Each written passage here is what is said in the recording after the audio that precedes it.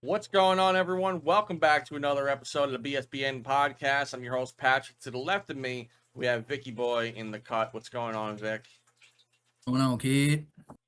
All right, bud. We have a big breaking kind of topic to talk about today. We're shooting this on the 7th. We had just gotten word, well, last night pretty much about it, that the New York Giants defensive tackle All-Pro Dexter Lawrence is requesting a trade after 2 seasons now trying to work on negotiating a contract, not really getting any headway from the Giants, and he is now requesting a trade himself. He is upholding himself from not going to the off-season training camps at all. He's not doing any of the volunteer stuff, so he does not want a part of this organization right now. If you're the New York Giants, what are you doing with him? Do you try to find a trade package now at this point, as per his request, or are you looking to go no? All right, well let's try to make this work. How do you go about this New York Giants defensive tackle here? I think Dexter Lawrence of all people. Yeah, that's it's hard because I mean I don't know how he personally feels like if he wants out because there's no success. I mean, there's obviously been a big change of management there, and you got the young QB there, so like things could be on the upside. Or if it's just a contract situation there. I don't really know the full details on it, but like coming from a Giants standpoint, like no matter what, like his name, his presence, he brings leadership into that locker room. He's been there. He's been there since he's been drafted, right? Yep. Like that's that leader on that front. He's been there the longest, and he plays a pivotal role. In stopping the run, like his presence when he's healthy too. I mean, he's done a pretty good job of staying healthy with you guys. He didn't have his greatest year last season, obviously, but the year before that, he reminds me of JR a little bit in basketball. Like he's inconsistent. Like he'll have one high year where he's good. Like last year, I think he finished with 9 sacks or 7.5, somewhere around there. More productive than he was this season. Then he had an off. You know what you're getting. He's going to clog that inside. He's a big body. He's a leader on that line. He can get the guys fired up and going. If they were to make a trade for him, it would have to definitely be an impactful move that would have to justify that trade almost instantly, I feel like, because if you lose someone like him, that's a very hard position to plug right back in. Like that's the basis of your line. If that's just the strength, that's the size, that's the power, and when he's playing good, like it's gonna revolve around him. You know what I mean? He gets to the quarterback, he stops the run, he stuffs the hole, like he does what he needs to do. So like if you're gonna trade him away or trade him for something, you got to be able to plug a piece right back in, because I don't think you guys have, like, the defensive front isn't like totally solidified yet. You know what I mean? Like it's growing, but I don't think it's there yet. And if you take him out, where does that leave the line? Who do you plug back in? Do you plug someone back in, or do you have a next man up try to come up and fill those shoes, which are some pretty hard shoes to fill, even when he's having an off year, because just his IQ, the chemistry, the time he's got there in the Giants, that's something hard to fill, if you lose that. You could try and put in a youngster there, but you got to see if it's cohesive with the whole unit. He's a guy that's been there. He knows his job and the guy next to him's job, and he knows how to hold these teammates accountable and how to let them know that they got to be playing at a high level. So I think that's a hard topic. As far personally, I don't know where his heart lies, if it's still with the franchise, and maybe it's just a contract situation, or maybe it's like I want to go somewhere else.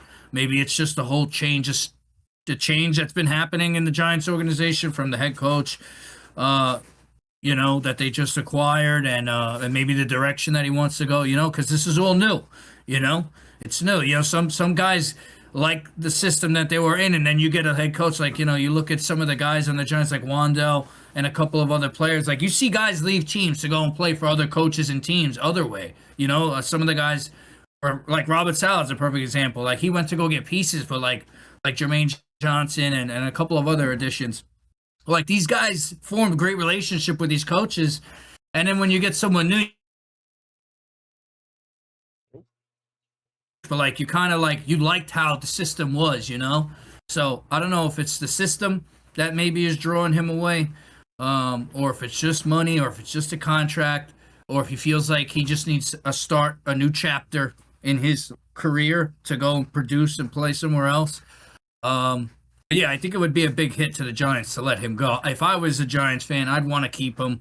You know, you're hoping that he comes into this year with more tenacity, one of those up years coming off of a down year, you know, and really helps to solidify that defensive unit as a whole, you know?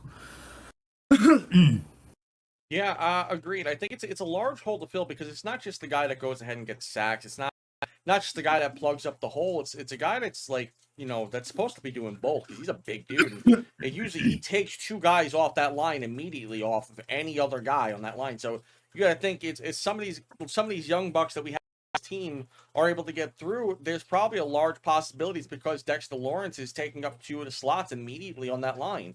There's not a lot of guys that could really do that. We think of some of the big dudes like him, Quinn Williams, who were able to really just take two guys away from you at the same time in the middle of the field, and that's really hard to do for defensive tackles these days. You don't really run into many nose guys that are coming in and really, taking away that middle of the field right off the bat. Is not many of them. Usually when we're looking at these guys that are coming up with the sacks, they're coming from the edge, obviously.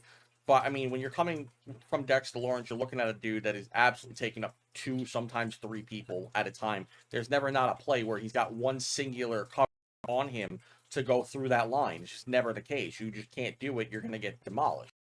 That being said, yeah, like you had said, he also has his ups and downs. He's 7 years in the league. He's already 28 years old. It's how much more productivity are they gonna get out of him because he is constantly going in and out of those big and short years, But I mean, I think the line is now going to be more kind of defined this year than in previous years with him. Before he was just working by himself, so I can honestly see why it's kind of going in and out because before that, who'd you have? You have Thibodeau. Really? I mean, there's not many guys that were coming off that line, but now you got guys like Carter up there, and you have another defensive tackle behind him, which they drafted this year in the third round, Darius Alexander, who had 3.5 sacks, and I actually like Darius Alexander. I was excited about the pick when they first got him, and I like him in there. Same size as same size as Dexter Lawrence, actually just bigger in the weight department there, but I mean, for the most part. I do think they have a better line coming out this year than they had previously, but now they got Burns, they got Carter coming out from the outsides and whatnot, and then you need someone that's going to come in and be that middle dude. And so I think right now, when it comes to Dexter Lawrence, like you said, it's going to be a big hole to fill, and you have to decide how you're going to plug that up. Who do you have? Who are you going to get in place of him? Where does this trade go? Because you can't just trade for a pick, right? They're not going to go ahead and just trade for No, a no first way. overall pick in this year's draft and that be it. It's just not going to happen. I mean, unless they want to go that route and rebuild in other areas and see if they can have someone like Darius Alexander really come up and be that next man up. He is a rookie. Well, he was a rookie. He's coming up now into the second year. But it's gonna be, he had 3.5 sacks. He had more sacks than Dexter Lawrence. But then again, also it's because Dexter Lawrence eats some of that pressure off you. But it's really depending. So I think Darius Alexander could come up and fill a hole. I just don't know how impactful versus Dexter Lawrence he's gonna be. And then it's the matter of if the rest of the defensive line can really come up. You're really hoping that productivity from your other guys like Abdul Carter really rises. Because don't get me wrong, pressures are great. All that stuff is great, but you need the sacks from these guys. You draft these guys, they need to get the sacks, they need to come in and get the pressure. We need a line resembling what we used to have back in 2008, 2012. We need that. And so, in order for them to do that, I think Lawrence is a vital piece to have here. Whether you trade him or not is going to be totally dependent on the package you get back from him. I don't know what you're going to get in return. What piece are you getting in the middle that's really going to cause that gap that's going to close it for you? It's a very hard hole to fill. So if I'm the Giants right now, I don't know what I'm doing. I would explore the option. If you really don't want to pay this man, then you're going to explore the option straight out, right? You're not going to sign him. If you're already exploring the option, then you've already kind of decided in your mind where you're going with this. I think the GM needs to come in, Show needs to come in, and they really just need to decide what they want to do with him. But I mean, if you're looking to trade him right before the draft, you better hope you get some picks or something in return that's going to really make an immediate impact. Is this team is supposed to be one of the up and rises of this upcoming year, especially with Harbaugh being there and the draft coming up and a lot of other pieces that came into this team. We're hoping to see better results. So if we're looking for better results, I don't think the start of that is going to be, hey, Dexter Lawrence is gone. So you either really need to get something that's going to come and fill that to the point to where it's not going to make a difference, or you're really just banking on the fact that all your other guys are going to outperform him anyway, and that he could just he can just get traded for whatever you can get from him and call it a day. I don't know. We look at Quinnen Williams and what he fetched. You got to ask the question: what does Dexter Lawrence get in return? At least the Jets got Monty Smith back in return for that, and that's a good trade for me. So and you got to look too, like Dexter Lawrence, he stays healthy too, bro. Like that's another thing. Like he stays healthy. Even if you're just sliding in roster depth at that position and acquiring a pick, that's helpful. Like to just get rid of him and not plug in another player at that position. Because then you got to look. You got your next man up coming up. That kid that you just said. It's like, who's behind him? These guys go down. We know how much these guys go down in the trenches constantly. You know what I mean? That's something that you could say, like Lawrence, he touched out the whole season long. He plays every game. He's played 17 games. He played every game. So, that's another thing that's extremely hard to replace is that endurance that he has, the durability on him. Your best ability is your availability. We hear it all the time from coaches. We hear it all the time from everyone. It's the best ability you got is your availability. And he's one of those guys that, again, like he doesn't get injured. So it's going to be a hard replacement. But if you're willing to go out and do it, if you're willing to go out and shape this team to be a little bit younger and hopefully, even find someone to add depth, because really, other than Darius Alexander, I don't really know who else we have here that's really going to make a difference. Like Elijah Chapman's all right. I don't think he's crazy good or anything like that. He's a smaller guy amongst anything. He's only 6 foot tall, 278 in the weight department. It's really nothing drives me crazy about this guy. He didn't really do much last season to begin with. Didn't have much role on the team. Sam Roberts here. He's a bigger dude, but again, you gotta decide. They're gonna have to just decide on what they want to do. But it's really gonna shape to see what comes out here, because again, he has that presence. He has that leadership on this team. When you look at that defense, the first thing you think of is Dexter Lawrence. With him gone, who even just besides what he could fulfill on the defensive tackle position, it's who do you look at as now the leadership of your team on that defense? Which kind of brings me into this other topic here, Vic, which is what's the importance between, having the veteran status on your team versus the young? Like, is there a good ratio you could have? What is it? What are you looking to build for your team here? If you're the Giants, if you're the Jets, or any New York team for that matter, what's the importance for veteran versus youth in your team? It's actually extremely important, right? And and I could speak on the Jets' behalf too. Like I was always like, we got to have youth, and then the Jets go out these last few seasons, and they acquired really young players, and they had like that one guy there that was still young, but like was their veteran. But I think you have to have an equal mix between veteran play and youth, because you need these veteran guys to mentor these younger guys, these guys that have been through long suffering seasons, that have gone through grueling injuries. That's going to happen to everybody. These veterans are the guys, I don't want to say like they're therapists, but they've been through it. Like they can talk these, everyone comes in with that young-blooded mentality, like I'm going to do this, I'm going to do this for my city or whatever. They have this pride. They got this ego in them, and it's like you need to be able to offset that, and the veterans are what do that. The veterans have done this time and time again throughout their careers, gone through injuries, gone through highs, gone through lows. They like that that perseverance, like they build that, like it's added to them as a player. As a youngster, you build that over time, over years of successes and failures and of injuries, So I think what really makes a great team is to have that perfect ratio, that perfect mix of just enough veteran and just enough youthful to where they're sharpening each other. The young energy from the young guys is coming off, and it's making the veterans play better. And the veterans' knowledge and IQ and mentorship is growing and sharpening the young guys. Like when the Jets had all young guys, I was like, oh, we're gonna be great. But they didn't know how to go through the bad times together, And then it would get into the locker room, and then it just caused this dysfunction throughout the whole organization, you know?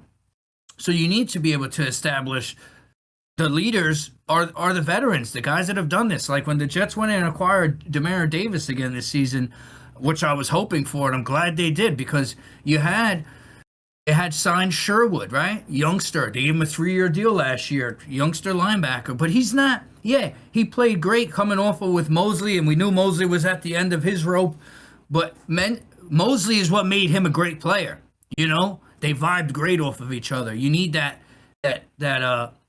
what do they call it? That like jib and jab kind of theory. Yeah, You know what I mean? yeah. Yeah, yin and yang, exactly. So, you know, when he was there by himself, clearly last season, though, he looked weaker. There was a lot of weak play, the IQ, the tackling, everything digressed, you know, and it was hard for him to just come up and step right up into that leader role. Some young guys can do it, like, you know, it takes a certain type of individual with like a Tom Brady kind of mentality, like that confidence, like that's hard. Like not every player has that, you know. Some guys regress, some guys progress at different paces, you know. So for them to go and get Demario Davis, it helps Sherwood tremendously because it puts him back in that position to grow, to continually sharpen, to continuously learn, and to continuously get better. And no better person than Demario Davis. This is the third time he's with the Jets. He's played for the organization when they've had different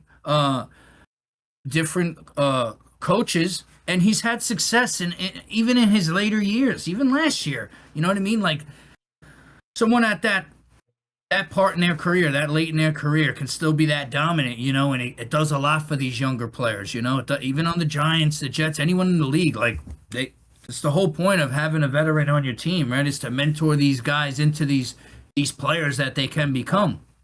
You know, and the young guys play their part as well. So I think it's a hard ratio to get. Some teams just go full young and you know, they can get through the season. I think Green Bay has a pretty young team for the most part, you know, average wise, or even a year or two ago. And, you know, you start to see that fatigue come through the season, you know, and the trials start to come through and the fingers start getting pointed, you know, and nobody's holding that accountability. These veterans will get up on the mic first and be like, you know, yeah, that's on us. You know, I gotta lock in. I gotta square that room away, you know.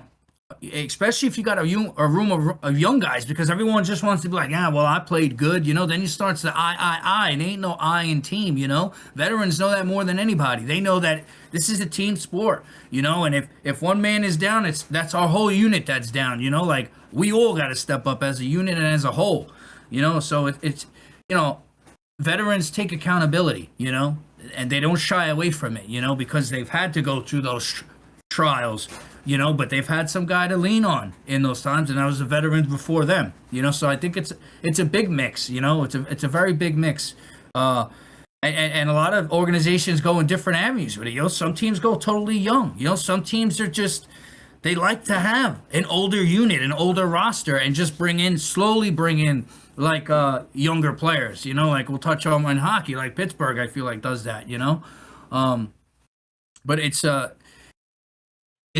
tough ratio to match, and it has to gel like perfectly. You know what I mean? Because if you go all young and you go all old, it could blow up in your face. I think there's just a perfect mix ratio that you need for it to really just be cohesive together, to where it grows together. You know, like you said, that yin and yang is the perfect thing. Like when it comes together like that between a veteran and a younger prospect or rookie, or someone in their earlier parts of their career, you really get to see both sides of that coin in that position flourish, you know? Agreed. I think there, you know, so some of the teams you had mentioned here, you know, I'm gonna touch on the Giants real quick, because for me, when it comes to the youth versus veteranship, right, there's an important role for both. I do think there needs to be a healthy balance between the two.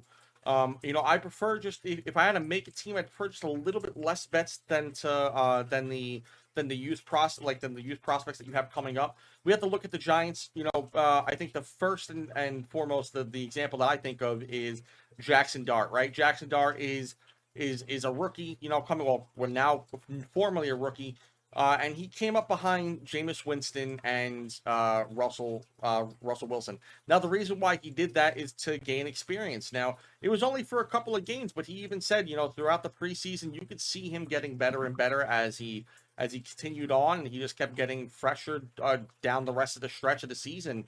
He had great games against a lot of good teams, and he had the hardest schedule of really any team in the NFL. So I mean, how he came out with two veteran presence, and he did what he had to do, and he became one of the he was a rookie of the year candidate and whatnot, and definitely deserved. But it's important to have those guys in front of him to really mold and shape what's going on. To have that leadership, the people that are going to be like, hey, you messed this up.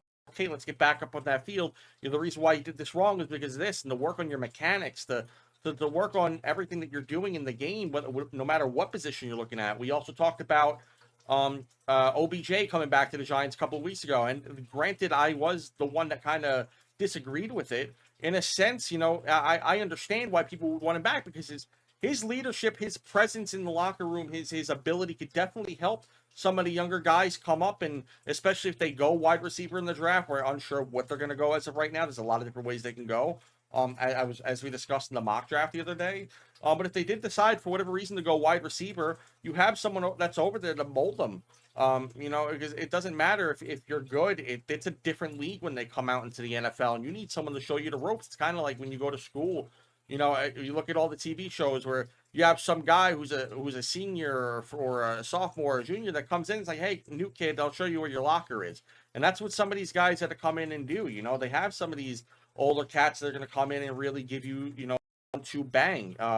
We look at the running back room, Cam Scatabo and Tyrone Tracy Jr., both younger guys.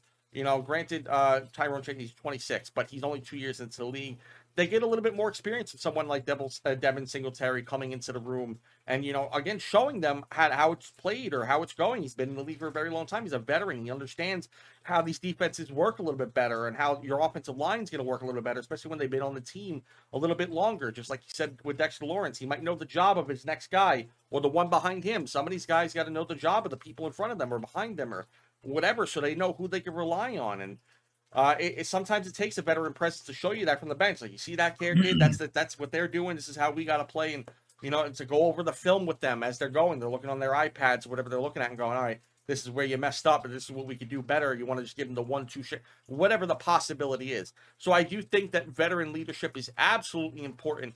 And someone, as we just discussed with Dexter Lawrence leaving the locker room for the Giants, if it does happen, someone's got to come in and fill that gap, and it could be Brian Burns, another big veteran in the league. It could be Tremaine Edwards, even though he is newer to the team. It could still be something that kind of comes in together and melds. But they need veteran leadership at all these positions to really show you what's going to happen or what's going to be in.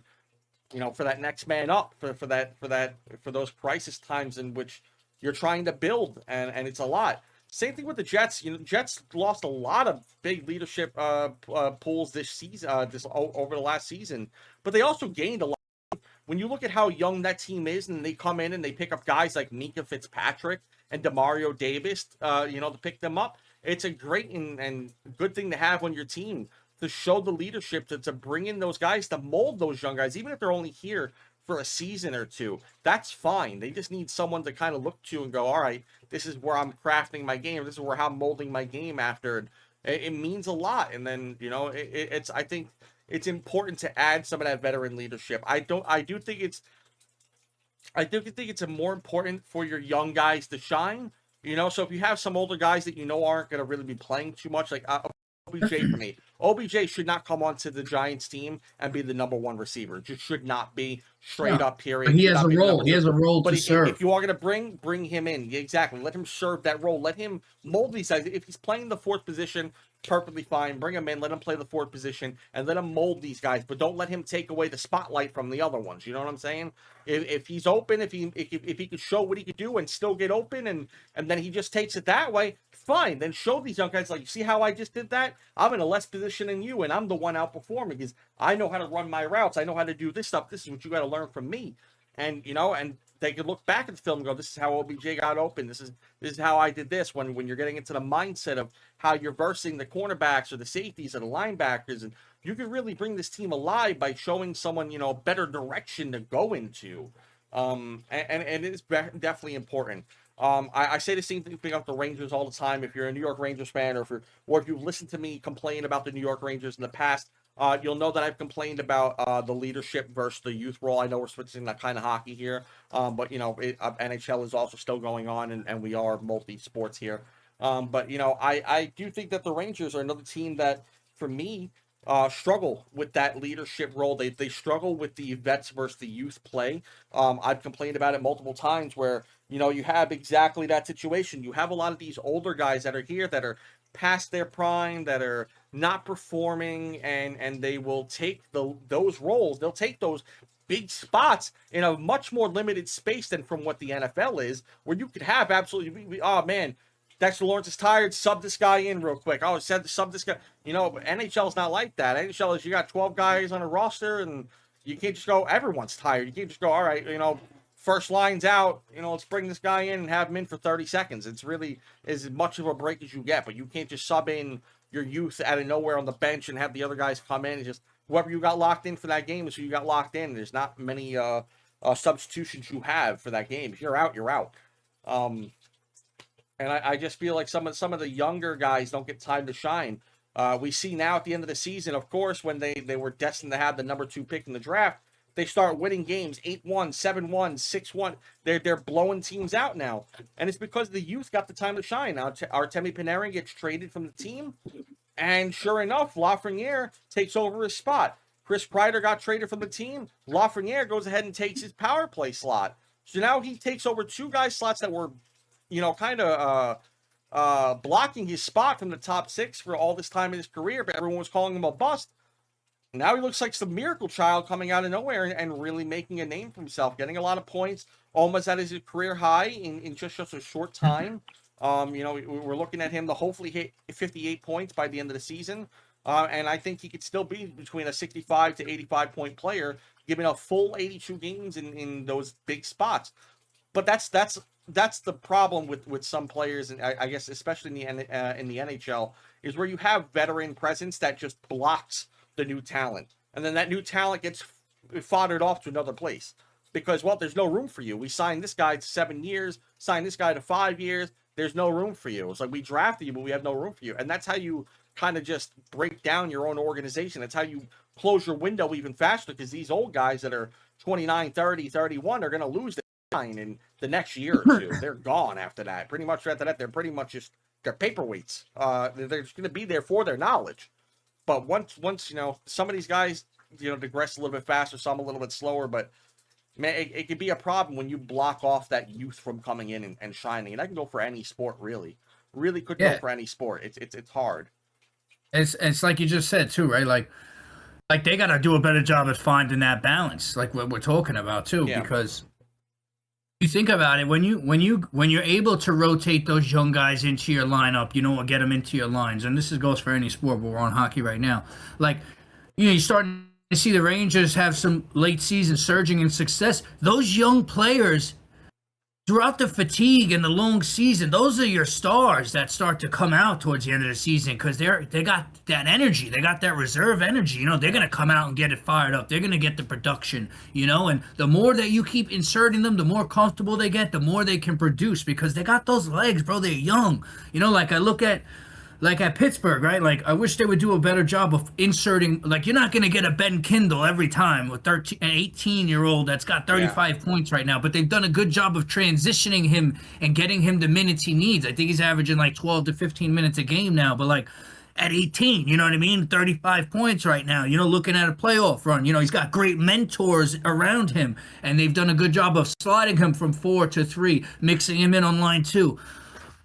With their old team that they usually like to average around a 30-year-old team with those late 27, 28-year-olds. And then obviously Malkin and, you know, Gino and Crosby being the oldest guys in that team. But that late game, those late season games is where those young guys, if you utilize them, if you get them into the rotation, throughout, like with that perfect ratio with the right guys around them. Like, yeah, you could throw them on a line and it may not work, but they might be working good on the fourth line, and then slowly try and throw them up, and get them some of that playing time. Because it's like you said, they get blocked out by these other, oh, well, we got this guy, and he's 29, 30. He should be playing, he's a veteran. He's going to get minutes over you. And it's like, yeah, but you got to give chance for these young guys to play because you really don't know what they got. Like they could mesh so much better if you just drop him down and bring him up and just do it, bounce it back and forth, but give them that time, give them those reps, give them those minutes. Yeah. Because at the end of the season, it's those young guys with the fresh legs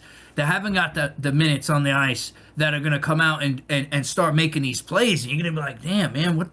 He's out here doing this now for us. Like he could have been doing that all season long, but you over here blocking his time because, oh, well, this guy has to play. Like we picked him up. He has to be on the second line or the third line. We're not, it's non-negotiable. Like we're not going to move him around because we want to get this kid young minutes. Like we ain't got time for that. Like, no, you got time for that, man. Like your season is far from going to the playoffs. Like this is the time you need to be inserting these younger guys and seeing what you got to work with so that you make smart draft moves, so that you make the right moves in the offseason, so that you know what this player's value is. Whether you're going to keep him or trade him, you know what his value is. You know what he's going to give you. You know what he's going to bring. You know what he's going to turn into, 1,000%. It's you don't know what you have until you play it. And it's how can you go into a draft not knowing exactly what you need if you're playing only the veterans? Some of these guys, on Pittsburgh especially, you mentioned Ben Kindle. Ben Kindle's a great example of someone that I wish the Rangers would have actually gotten if we didn't trade away our first-round pick previously for JT Miller and whatnot. But I think that there's a precedence to say that there are absolutely, the draft, especially this year, this draft year is so heavy. But how do you know what you need without playing these guys that are supposed to be your future and knowing which ones, okay, I could see potential in this one, or all right, you know what, this guy might be a little bit more of a bottom minutes kind of guy. Someone like Ben Kindle with the limited amount of time he's got 35 points. It's a big upside for someone like the Pittsburgh Penguins now. And you're heading into the playoffs, right? That's a scary time for an 18-year-old player playing with some of the best players around him going into the toughest part of the season. 82 games, those fresh legs come in handy in single, double, sometimes even triple overtime. We've seen couples of battles between the Pittsburgh Penguins and the New York Rangers, both of our teams, coming into these things where it's going that long. Like 2021, for example, with Igor Shesterkin getting, I forgot how many saves, it was like 64 saves or something like that. Oh, man. And it was such a long game, and Pittsburgh ends up winning that one. But sometimes those fresh legs are going to come in handy, but that veteran leadership is going to be what gets them through those games going, hey, listen, kid, I know it's scary to be out there, but this is your time to shine. This is your time to show who you are. Playoffs are where champions are built, and you can really show who you are come playoff time. Now, Ben Kindle comes in there. You give him a little bit more time. He's scoring goals or whatever. Now, hey, you don't need someone in that position. He has that hole filled. You know what you got.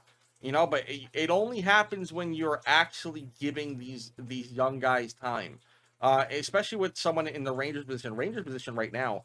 They are not making playoffs. The fact that we have all these veteran guys still playing on line 2, line 1, for example, unless you already have a meshed together team with veteran and youth, which I think is also pretty important, you shouldn't be playing these guys that you're not re-signing at the end of the season. And I'm going to keep up bringing one example. Someone in the name of Connor Sherry, number 43 on the New York Rangers. He's a UFA at the end of the season. This guy's playing on the second line or third line continuously, and we have guys that could be playing up above him to really come in here and make their spots known. They could earn it down at the fourth line, don't get me wrong, but we went over this with Lafreniere. Lafreniere was on the third line, looked atrocious.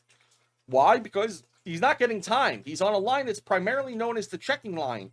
The guy is not a physical dude. He will hit when needed. He's finished top 5 a couple of times in hits for the New York Rangers in his time here. But the problem is, he's not getting the time. If you're only putting him in for 12 minutes, he's going to get 35 points. So you can go, he hasn't earned it. He's not getting Sidney Crosby type of points. Yeah, he's playing half the game that Sidney Crosby is playing. So you got to put him here with some of these older guys, but you have to put him up there in the mix, though. You have to put him in the fold, and not just in preseason game. There's 82 games. You mean to tell me there's not a point in time in which one of these guys aren't, producing? We talked about Malkin, who's kind of inconsistent every once in a while. I'm not saying you can drop him down to the fourth line, But for God's sakes, maybe lower whoever's below him, lower him, and then add Ben Kindle to the top. Something. Just make this kid get into the mix a little bit and just show him, because he's got 35 points with the limited amount of time he has. He could easily, I think, in my mind, again, he's another guy just like Lafreniere, who I think could reach over 50, 60 points in a season for you and make I think you a that's what fan. scares Malkin too. You Yeah, know I what I think mean? so. Because it kind of feels like his replacement. You know what I mean? He's like, yo, that's why he's so fervent on this contract. And it's like, bro, just play your game. Like when he jumps up to that second line, bro, like he, man, he plays good wherever he's put. You know, that's rare. You know, and with the minutes that he does, you know, and Malkin just has to like accept it. Like, yo, you and Sid are old, man. Like, he's a 38, 39. No one's taking nothing away. This is one of Malkin's better seasons that he's had in a while. But I credit some of that to the team around him and also Kindle, man. Kindle's making guys around him play better, play harder. You know, it's that youth and he's playing with these older guys. But yeah, you gotta really just, you know, I think they're doing a hell of a job rotating him in.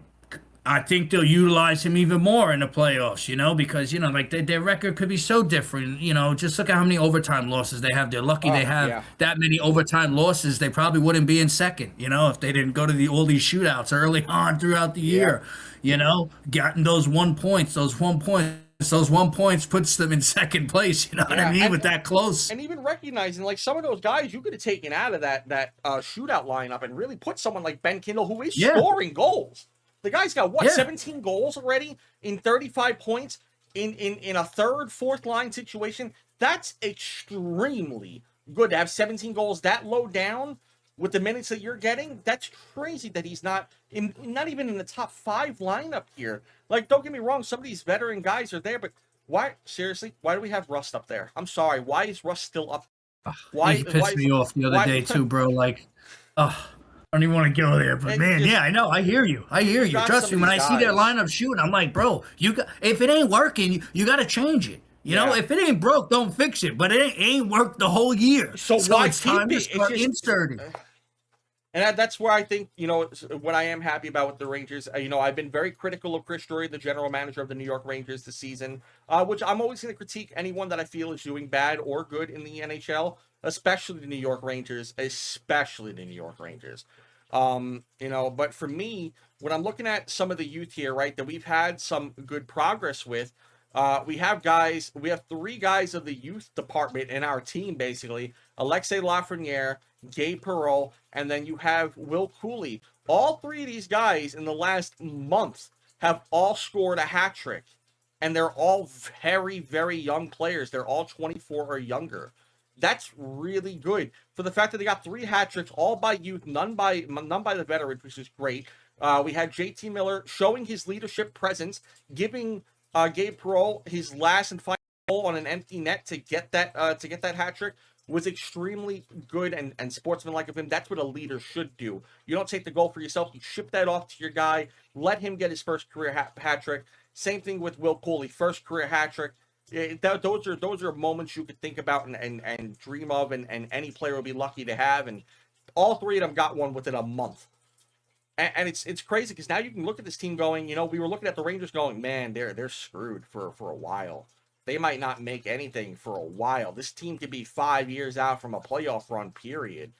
And now you look at these young guys making these roles, these exciting turnarounds, and you're like, you know, I can kind of see them take it a little bit. You see what kind of off-season moves they make, whether it be from the draft, the UFA, or whatever the case is. And now you're looking at, like, we could possibly, even if everyone really turns around and does what they got to do with the leadership in Igor Shesterkin and the veteran leadership, and JT Miller's not playing hurt, and Zibanejad has the same season he had this year, and you start forming these lines, and you get a good draft pick here and there from this first round, second round, and third round, because they have 7 picks in the first 3 rounds this season.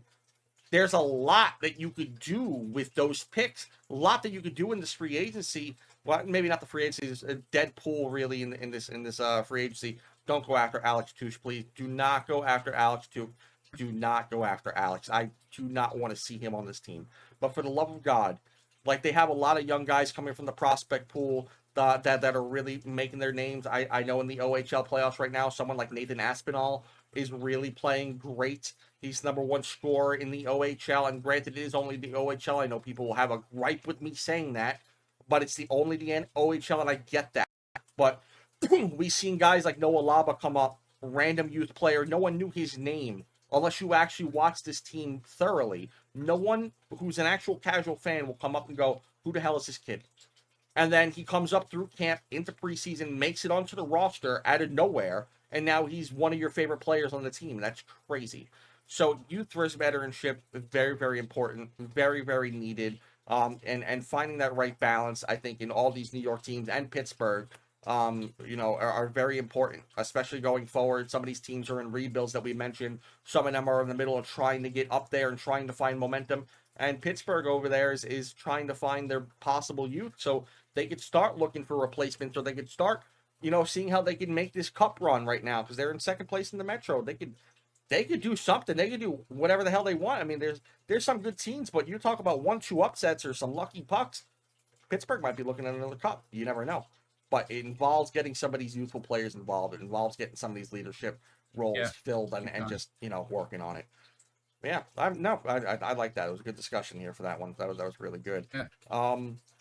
But real quick, speaking of Pittsburgh, with their playoff success now that we're going to be looking into, we are going to be doing some live streams here on YouTube and possibly even other places like Twitch and TikTok Live come the playoffs. And we're going to be watching games from Pittsburgh, especially because you're a Pittsburgh fan. We're going to be watching them live on all these things so people can come join us, watch the games with us, and we're going to have a good time. We're going to roll around, just have a good time watching these games during playoffs. We'll probably watch some other series as well if everyone has the time for it. We'll definitely try to check out whoever's doing what, but we're going to be watching the Pittsburgh Penguins first round and see if they don't get eliminated or see if they make it to the second round.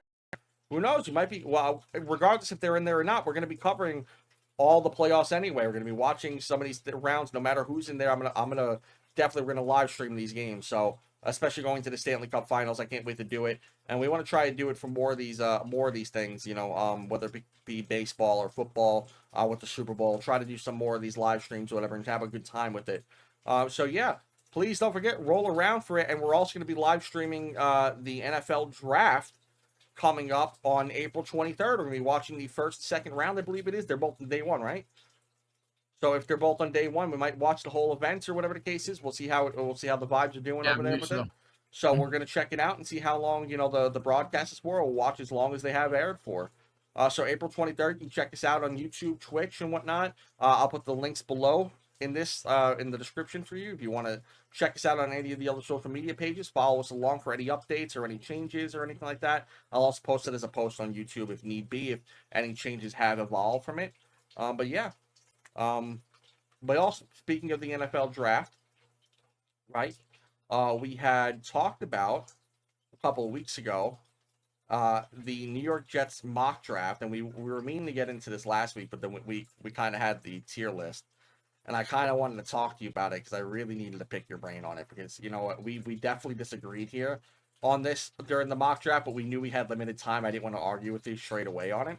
But I needed to know, right? So the topic at point here is Vic had said, drafting a wide receiver at the 16th pick would be such a New York Jets fan move. And he believes that the best way to go here is a guard, I think you said. For it would be the way to go. So what is your reasoning for why is that a New York Jets fan pick? Why would that be the wrong decision here for them to go for a wide receiver at that 16th position pick? All right, so I say it's a New York Jets fan pick. It's because it's going to be the pick that every Jet fan wants, that they know they're not going to get. Right? Obviously, everyone wants us to get a number 2 wide receiver. I can see. I know we need a receiver. I do. But every Jet fan wants that wide receiver. That's why they want it. Whether it comes at 2 or 16, and I just want to state, guys, we have round 1, we got a pick at 2 and 16, and then in round 2, we're at 33 and 44. So we got 4 viable picks to get a wide receiver, but the Jets are going to want him at 2 or 16. Most likely it's 16, though. Every Jets fan wants the 16. They want the receiver. It's what I would tell myself every other year, like, oh, this is what we need. This is gonna do it. We need it, and then we want it so bad we don't get it. even if we got it, I still wouldn't be happy with it because I think you can go later in the draft and still get a receiver. And I'll tell you why. I'll tell you why I'm so towards the guard. All right. I'm always going to go back to old years where we had success because unfortunately I've been a Jets fan since I'm 4, guys. I'm 30. All right, you do the math, and it hasn't been much success in those 26 years of being a Jet fan. It's been pretty mediocre, But we did have success when we had a viable, dominant offensive line. Okay, right now everyone knows we need a receiver. What I know is we need a guard. We need depth at the guard position. That's what I know. I know there's a guard in this draft that can be taken at 16 that will probably still be there at 16. I hope he is, and I hope the Jets surprise everybody. They'll probably surprise me and go with another. They'll probably spend 4 picks on defense in this draft. That's what I really feel like is going to happen. But I hope they don't. I hope they stay on the guard. All right, right now they have a solid unit in the trenches, right? We know we got the young generational talents as tackles. All right, we got 2 young guys there. Membu and Fashanu.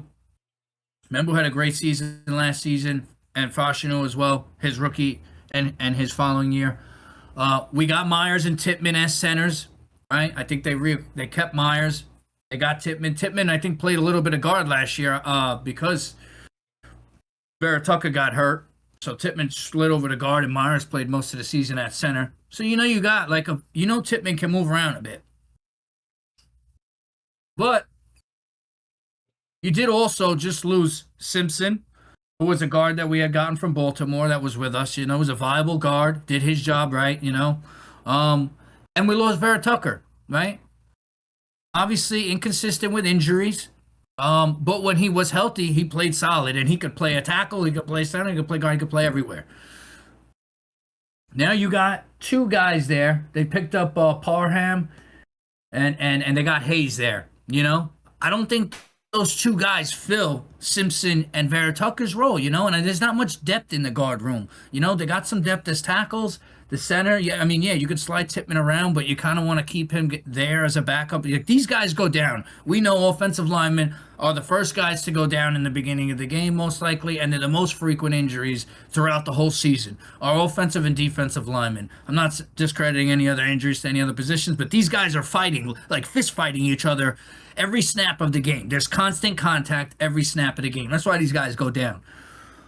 I think if they solidify and grab this guard, this will definitely enhance, bolster, and it gives you another piece, a rotational piece. Now you got those 2 guards and an extra guard. Even if he doesn't start right away, these guys are gonna go down, and it's that next man up term is for the trenches, man, because it happens so frequently.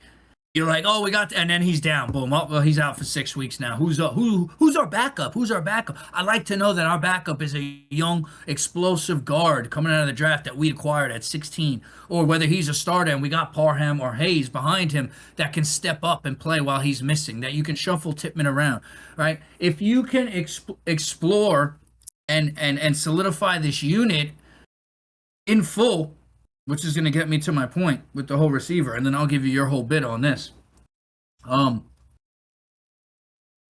you're looking at a top 5 to 10 offensive line unit in the league right now. Because honestly, you look at their stats, but they were not. I think they were 19th, when it comes to an offensive line as a unit, which is pretty much middle of the pack, and it was progress to the prior years. So it's you just lost 2 guards, 2 pretty solid guards, I think you put that guard in there, they become that 5 to 10 slot unit in the league that they only get better.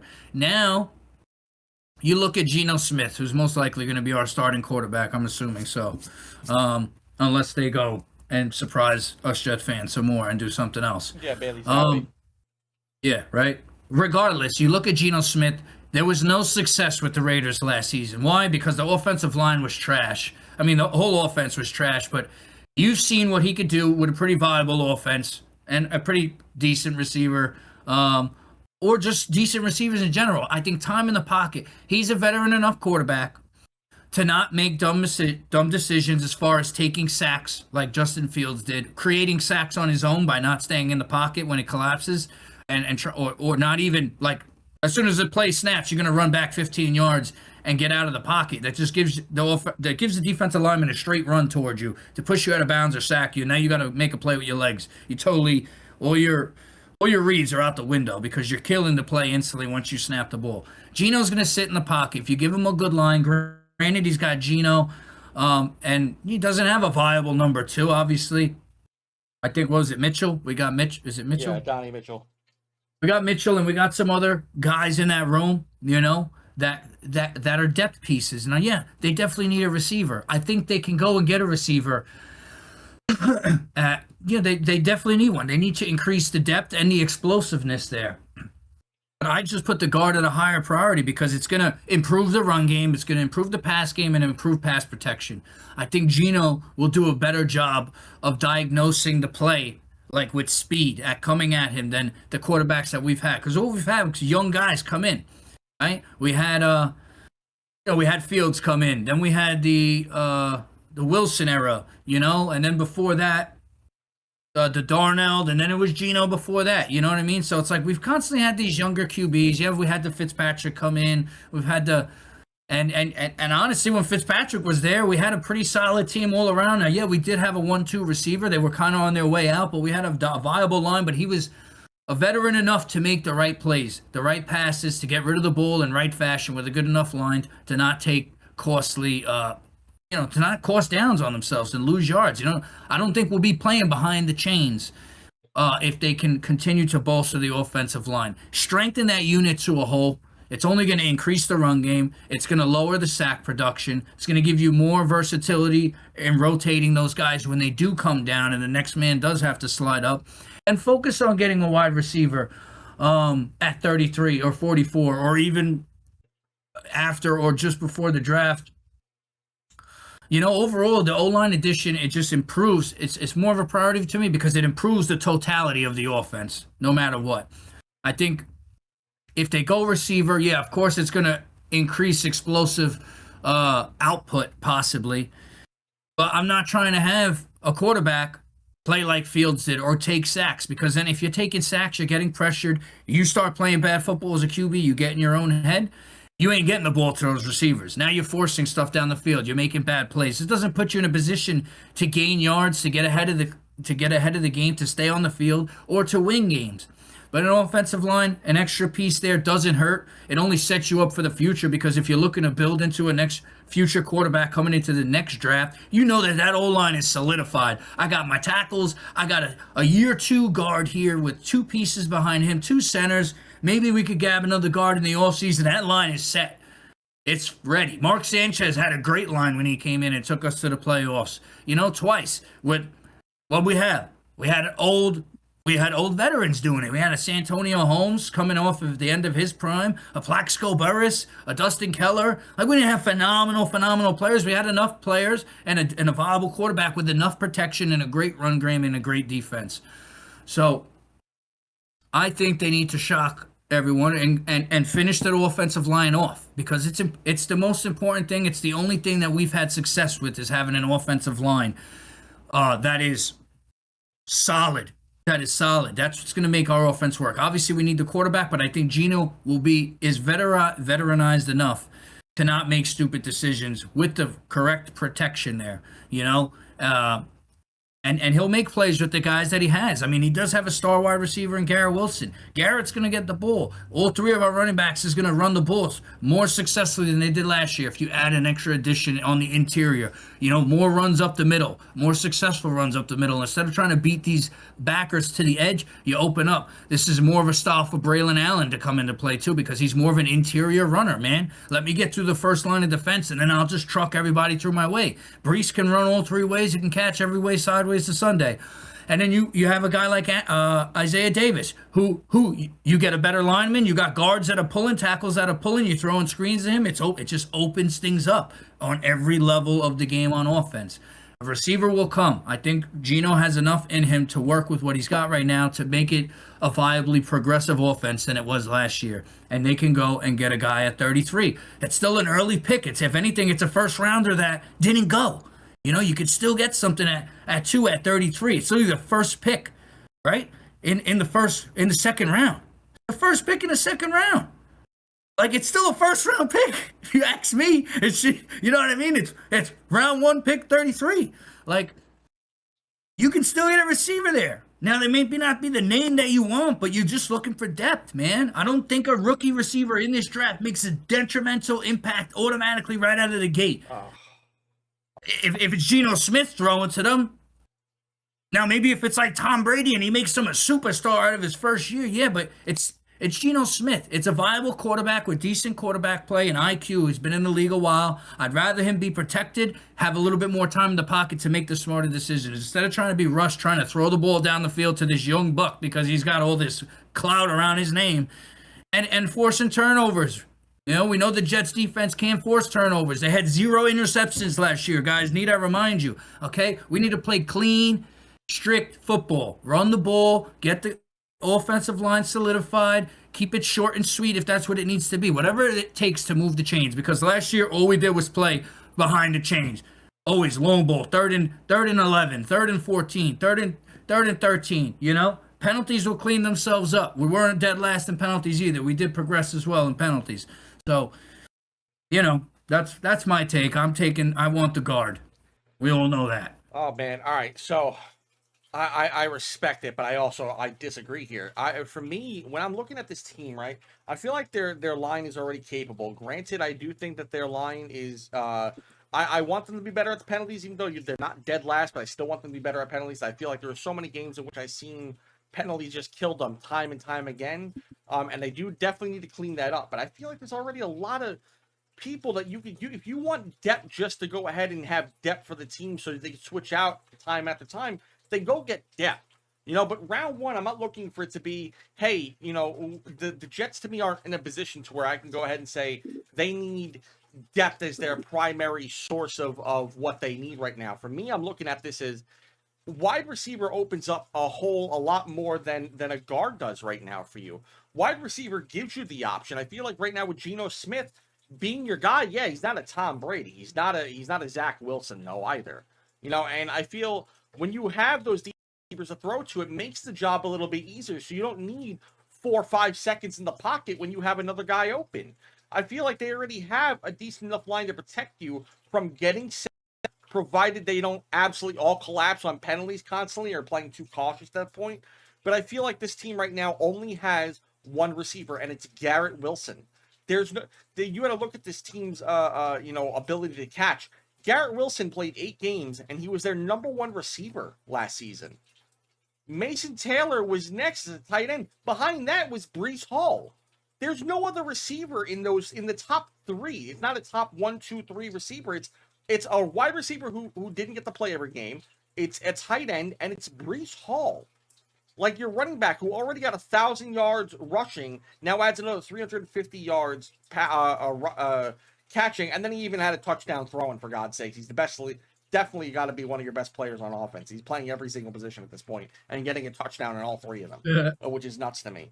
But like for me right now, the Jets have the reverse of what I feel in what you were saying to me is, for me, I feel like they already have depth at the line positions where they can swap out. And if you need depth, go pick it up. Like I'm not worried about them getting some star-studded depth player because then you're gonna start paying your depth a lot of money. Right now, I'm looking for them to get something that they can build off of, so that when Geno Smith does get out of here next season, because you already know, for me, I feel like that second pick, that first round 33rd pick, is probably gonna go to Ty Simpson. Most likely for me, it's going to a quarterback position, is what I'm in belief of.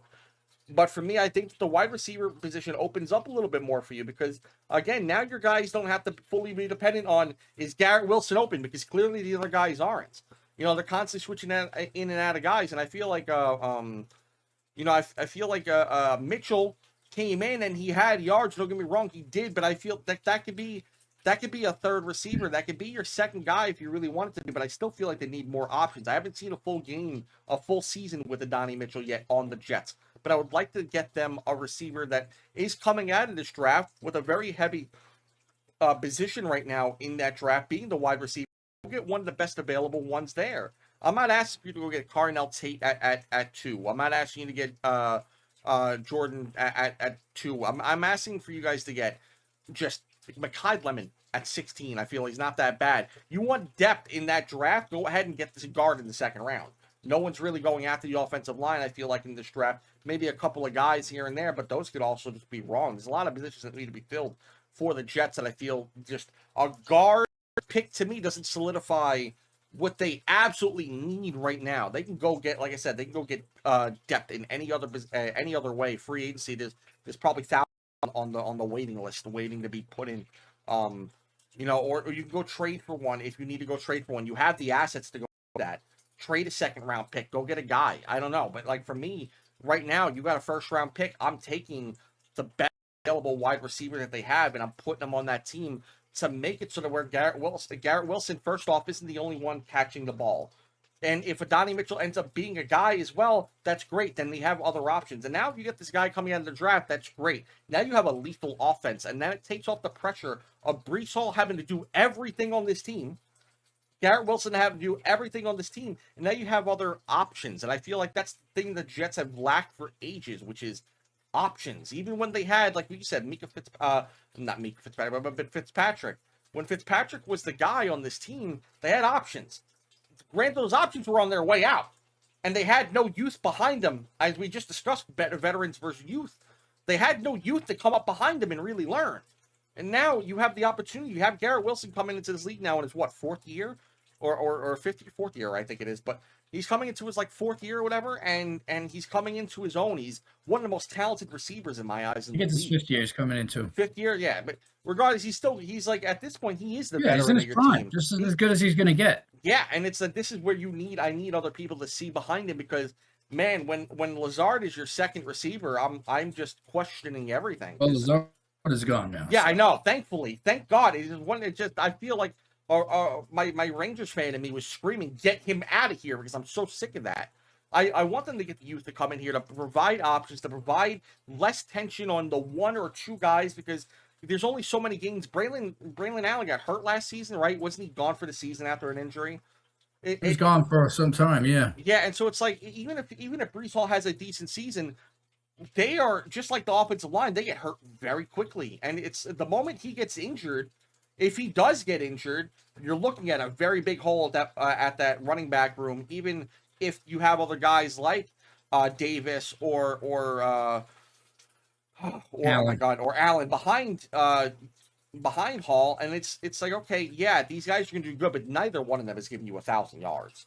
They're good depth pieces behind Hall, but they're not going to be Hall. They can't replace with the right offensive line, though, you don't know. You know what I mean? But I feel like their offensive line is already good enough to where they don't have to worry about. But if you're only worried about the run, you're going to know what the Jets are going to do. Let's run the ball. None of those guys are going to be Jonathan And that's fine, because that could work, too. We used to have a great line, and all we did was run the ball, and it worked. When we had Thomas Jones, bro, we ran the ball down people's throats. They planned for it, they knew it, and it still worked. He still ran for plus 100 yards every game, and it was enough to get us wins. The defense held us through. And where did it get the Jets?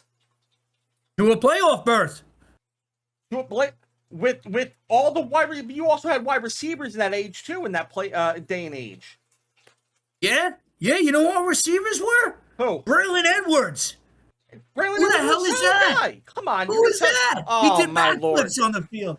Brother, what I'm saying is, look, the Jets have a chance here to build a top division team. All right, they ain't going to the playoffs this year. They ain't winning. All right, they got plenty of picks in next year's draft. They plan on getting a QB. They got 3 first-round picks in the next draft. They can get the QB, and they can go and get 2 wide receivers. Why not bolster the offensive line and get yourself the guard now? You set that kid up with a brand-new wide receiver. Garrett going into his 6th. You probably grab a kid at 33 now. You keep Mitchell. Now you got a set room. You got the offensive line that you need, because you don't know who's going down or who's going to be gone after this season. At least you know you got a viable starting guard or a depth piece, whatever he turns to be. And you got all this draft capital coming into the end of this draft and into next year's draft. They ain't no way they're pushing for no playoff run this year. They have to play somewhat good. They have to have somewhat of a winning season, or Glenn and that whole thing is cleaned out again and it's a restart. But at least you know you got a viable offensive unit in the trenches right there and then. And you got 3 first-round draft picks that you can go for quarterback. You can go 2 wide receivers. You can do whatever the hell it is that you want to do. But you got 3 number 1 starters that are going to play right there. If you You add a receiver at 33 this year. You get the guard. You know that your line is totally set, even if it goes down.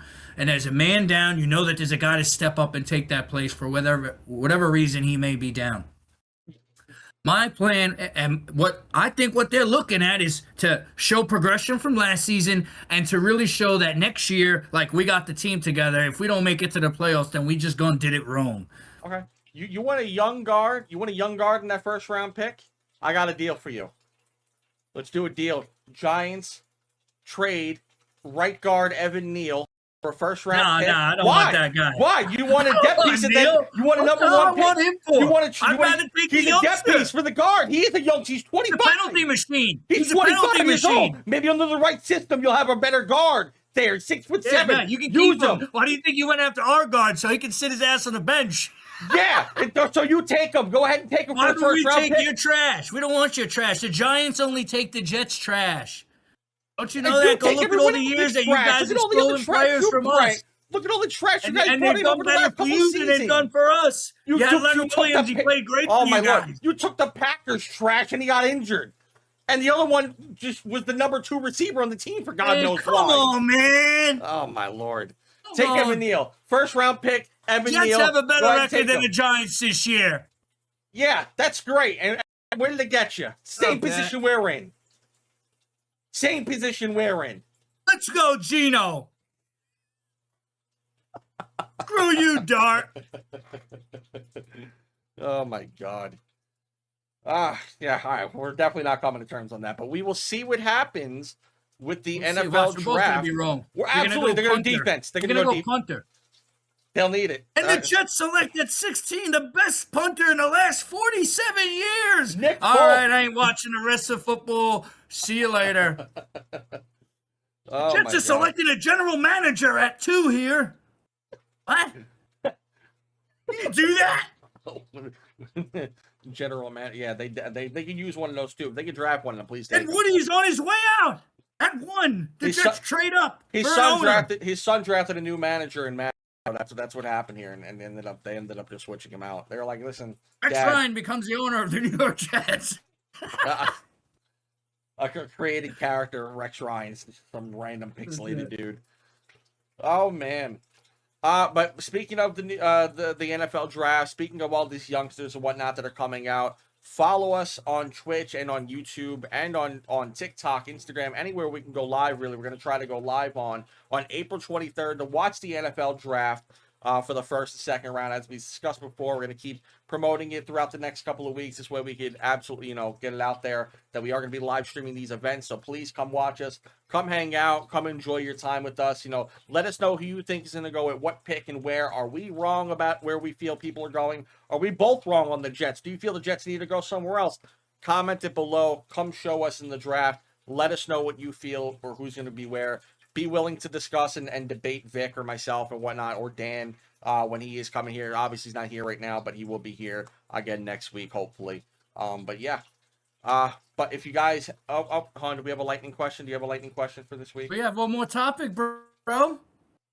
Did I miss one? Who we discussed? Who did we miss? We got to bounce our way back into the NHL right now. Oh, go ahead. Lead it off. We got to bounce back into that. Yeah, we got to clear up one little topic here, my friend. All right, let's discuss it. Go ahead. That's, where is it? Final games ahead in the NHL. Ah, right. What teams have surprised us? Huh? What teams have surprised us? We did advertise that we're going to be live streaming the playoffs, but let's just throw out a couple of teams that surprised us that could make a run in these last 4 or 5 games. Ooh. All right, you want to go first with this one? I know you said you've been definitely looking forward to this one, so let me know what you think. Yeah, I won't keep it too heavily compacted. I'm just going to throw out my list of teams and then go through a couple of bullet points on why I believe it's a good chance. So obviously I'll highlight my Pittsburgh team because the season ain't over yet and that division is real tight. They have a 3-game lead right now. They need to play pretty much perfect to hold that number 2 position. They ain't going to get number 1, but they could slide and get knocked out, honestly, with Philly and Columbus. Just that whole ending right there, 3, 4, and 2. It could bounce in this next 2 weeks of whatever. The last 5 games, I think, are a stretch of almost 2 weeks. Yeah. between Philly, Columbus, and the Islanders. Those are all games that could just go like this, if there's not clean hockey for Pittsburgh. So they have to, they got Washington twice, the Oh, those Blues. are big games. Washington's all Actually, no, they have the Devils, right? that should Oh be yeah, easy they for got the them. Devils, then Washington twice, and they finish off with the Blues. So, Oh, you know, it's not like, all right, well, yeah, we're good. Like, no, bro, you lose those 4 games and the other teams do what they got to do, then we're in trouble. So I'll stay in that area. The Blue Jackets, for me, probably the most probable team because it's so close and so tight. In these last 4 games, they're literally a point or two out from being, and fighting for a final spot at the third. If the Pens slide, and that's not even considering like what you were saying before with the whole wild card slot. But they have a tough schedule. You know what I mean? Like they got the Sabres, oh yeah. they got the Canadians, Boston, and then the Capitals. So those are three. So those are what, 4 wild? Oh, those are 4 playoff teams already that they have to go against. This would be a tough schedule for them, and they've already lost 6 Yeah, straight. They lost their last 6, which is insane at this late in the season to be throwing it like that. But if they somehow, like this, that would be like a great story. Like if they won 4 straight and they hopped the Islanders or the Flyers and they got the Yeah. help they needed, like I would be like, yo, I mean, they probably get eliminated, but like that'd be awesome to see. I had the Predators up on my list too. They're 3 games back on Mammoth. They need 5 amazing wins. It's another team. It's a team. These are just, I'm giving teams that are there, that could be there. It just really depends on these last 4 or 5 games, whatever it is. Each team I think is 4 or 5 games because of the way the schedule is. Nashville's 1 point out in the playoffs right now, behind the Los Angeles Kings, and the Sharks are 2 points actually behind them. So it's a very tight race over there as well in the Western. Yeah, and that's the other team I had up there was the Sharks. They're literally 1 game out of tying the Kings for that 4 spot. They had a big win last night against the Blackhawks. They've been 4-4 in their last 8, so they're sitting 500. But they also got the Oilers and Ducks and the Jets, I believe. And those are the Jets are trying to surge too to steal a spot. Like, You know what's crazy to me? I'm just looking at this just now. You know what's kind of crazy to me? what? Right now, the wild card team in the West, the last one being the Los Angeles Kings, are at 83 points right now. The Kings are like they're like 8 points away from being the number 3 draft pick in the draft if they lose every single game and somehow everyone it's 8-point difference between a playoff spot and a top 5 pick in the NFL draft and the NHL draft right now. It's crazy to me. It's wild what these last 4 or 5 games could dictate for these divisions. Like, Yeah. some of these divisions, like especially the Metropolitan, like some of these divisions are like right there. Like some of these teams could slip somebody and jump somebody. Especially the Kings, bro. Like that one right there. Like they're right there. Like, you know what I mean? Like there's no room for error at all. Like Yeah. both teams have to play perfect for something good to happen. So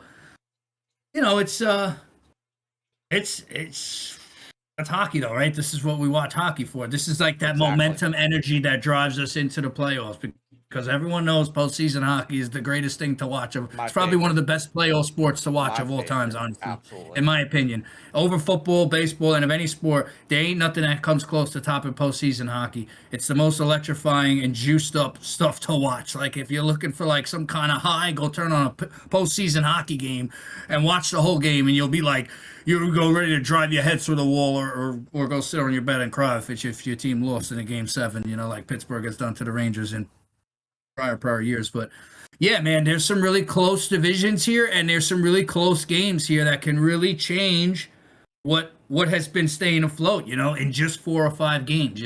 I'd love to see the Sharks come out and hop. That'd be awesome. But a lot of these teams, it just has to be perfect hockey, and that's hard to ask for. But there's 4 games left. There's a lot of fatigue going in. There's a lot of energy. There's a lot of expectation. That's where things could go wrong. So we'll see what happens. Yeah, I know, agreed. I think you know what? Speaking of things that surprised me, what's really, really shocked me? I mean, I guess not really because of all the injuries, but at the same time of what's been going on with this team, the Florida Panthers being eliminated after winning 2 back-to-back cups in the Stanley, for the NHL. and then they immediately go and they get eliminated. And guess who is back on top in the Atlantic Division? Right before their back-to-back, before them was Tampa Bay. And then Tampa Bay now is again back at the top of the Atlantic as soon as Florida falls off right back to the bottom. It's crazy to see how Florida has adopted the hockey, the style of hockey and whatnot that's become, winners over the last few seasons since 2020. Basically, they've been coming up and just really, providing a lot of championships down there in Florida. It's constantly down there every damn year. It feels like at this point, it's insane. You know that window though. Always Don't last close, yeah. forever. Always, yeah, and that's the importance of always bringing in new youth behind your veterans. Rangers, please, for the love of God. But yeah, no. So I mean, but as far as that goes, another thing that shocks me right now is the Islanders. The Islanders, the Flyers, the Penguins, all these things have surprised me in the Metro because first off, Penguins, I didn't predict them to be in the Metropolitan number 2 spot, let alone the wild card, let alone the playoffs at all. They should. For me, they should have been where, Toronto is right now. One of the worst teams and looking for a rebuild still. But new coach, new GM, new players, new blood, new everything. And you got yourself a number 2 playoff spot. And that's crazy to me. Philadelphia, another team that is usually down in the rafters down there, just like looking up above. And they made it up here. This whole entire Metropolitan Division has been flipped upside down. The entire East has really been flipped upside down. Yeah. Toronto, who's been a consistent playoff team, Mitch Marner, 100-point player, and now they end up being a bottom feeder. Florida Panthers, injuries happen, things happen. They lose a couple of top guys. Now they're one of the worst teams in the league. Rangers, they suck. I mean, I'm like, granted, they've been playing great recently, but don't get me wrong, but just a lot of misdirection, a lot of trades, a lot of things have led them to go from consistent Eastern Conference Finals appearances going down. So we can't even make, we're bottom 5 in the draft, and that's insane. But a lot of the only thing people are gonna miss in the playoffs that the Rangers aren't there. What? Whoa! Hey, that's it. That's the only thing I'll miss. It's electric, man. It's my favorite goal. Like non-biased, I think it's like my favorite chant that I have in the NHL. There's a couple of other ones. I like the Stars when they all Stars. Like there's a lot of good ones out there. Do not get me wrong. But it beats the Rangers. Like those are so dead. Yeah, but the Rangers I love the little the stadium gives. It's just it gets me so hyped in that arena. But I love it personally. Even if I wasn't a fan of the Rangers right now, for me, I don't know. There's a lot of other ones I'm sure people like, but that's like top 5. You can't. I don't think you can debate that. You can't debate that. Period for me. But yeah, so I think just a couple of these guys surprised me. But I think that someone that comes in to make it, if there was going to be a team to make it, I don't know if the Ottawa Senators stay. The New York Islanders really got to find their game. Losing the last 4 straight was crazy. Ever since that Pittsburgh game, it just feels like they've gone downhill, and they just have not. They just got a new head coach. 4 games left in the season. They decided we need a new head coach. That's wild to me. That's absurd. But it's where they're at right now, and they only have 4 games left. And you know what? One of them is Toronto. Their next game's against Toronto. You have to win that. That's a must win. Ottawa is another game you guys got. And that's another playoff team. That's the team you need to beat to jump them. So you better hope you win that game. And then you got the Canadiens and Carolina, both solidified playoff teams already. You really got to come with your best bet here to verse them. You've already lost to Montreal 7-3 at one point this season. You beat them in overtime in another game, and then the Carolina Hurricanes and whatnot. I mean, just as usual is what they do. They kind of and they're on a skid too. The Islanders, man, they lost 4 games since that damn Pittsburgh game. That ain't good. Pittsburgh really steamrolled them, and it just kept going down. So they beat them 8-3, and they just bad time to take a decline at the wrong time of the season. You can't be taking a decline. Can't be doing that. And then you look at teams you should have beat, like the Chicago Blackhawks. You lost 4-3 there. They're just some teams you need to be beating right now, and you just haven't beat some of these teams in the last half of the season here, and that's just not good. So, I mean, right now you got a tough schedule, but I think they could surprise people and really make it in with the last bit of determination. That's what hockey's all about. I feel like a lot of players, a lot of teams just have that mentality to just fight to the last breath and get in. We've seen it with Washington a couple of years ago where they snuck in and made it. They did get there. They got killed by the Rangers that year, but I mean, they got in and at least made it. After everyone disagreed for them making it. So that's another team I feel in the East that should make it. I would love to see in the Western Conference for the San Jose Sharks to make it because Macklin Celebrini has been such a treat to watch. I've watched so many games of him this season, just watching random hockey, and he's been like my favorite player to watch. The guy is massive. The guy is skilled and fast. He's like, I think, the equivalent of like what Megatron is in the NFL. Like the freak of nature with how big he is, with how good he is, how fast he is. It's just nuts. Like the guy is great.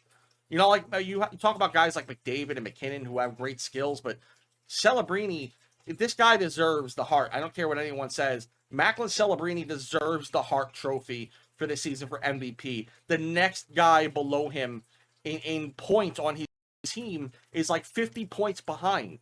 You can't tell me that they're about to make a playoff run, possibly, and he doesn't get any credit for what's going on right now. Because without him, without that caliber of player, you're where the Canucks are right now, again, every season.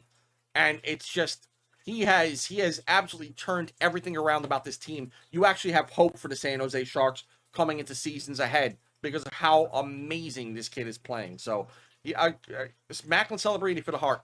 Straight up, no one else deserves it. I don't want McKinnon getting it. I don't want McDavid getting it. You have other players that are also really good that have also done well. And don't get me wrong, if they get injured, it's a bad time. But if the San Jose Sharks go injured with Macklin Celebrini, they are absolutely top draft pick in the draft this year. 1,000%. Like first game, it's not happening. So, Macklin Celebrini for the Hart. But I would love to see them get into the playoffs. I don't know who they would jump, but I would like to see them get in there. That would be really cool to me if they got in last minute to really get in there. I would love to see it. So that's who I would love to see in there. That's my surprise pick that I would love to see jump in the last minute. All right. Well, I mean, yeah. Did I miss anything else? Or are we good? Because thank you for catching that one. I actually completely forgot about that.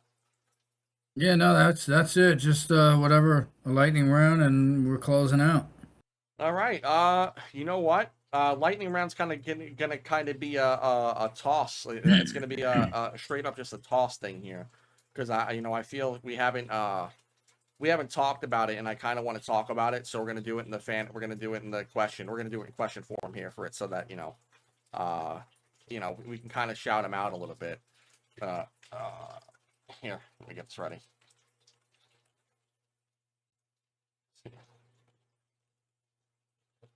Yeah, there you go. All right. So I just wanted to make sure of it. But who is the only player for lightning round? Who is the only player in the NHL history to have 21 seasons at being a point per game average?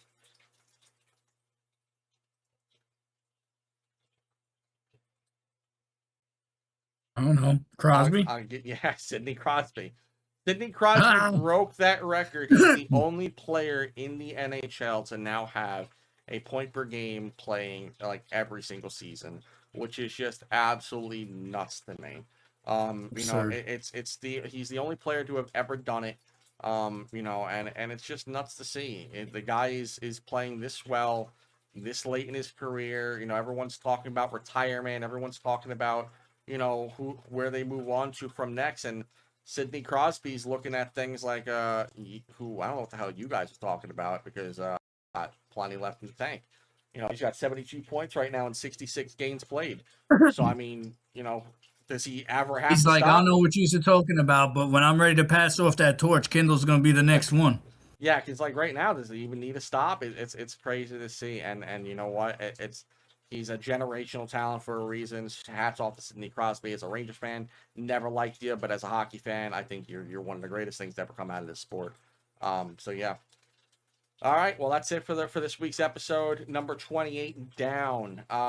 We will see you guys again next week for another edition of the podcast. Again, don't forget to like and subscribe to social media and keep up with us on all social media pages so you can find out when we're doing our next live stream. We're going to be doing them a lot more frequently with all these draft and free agency things happening in July, possibly for the NHL and all these other good things that are going on. So follow along, be in tune, and we'll see you guys again next episode for episode 29 of the BSBN podcast. Have a good day, everyone, and we'll see you guys later on. Peace.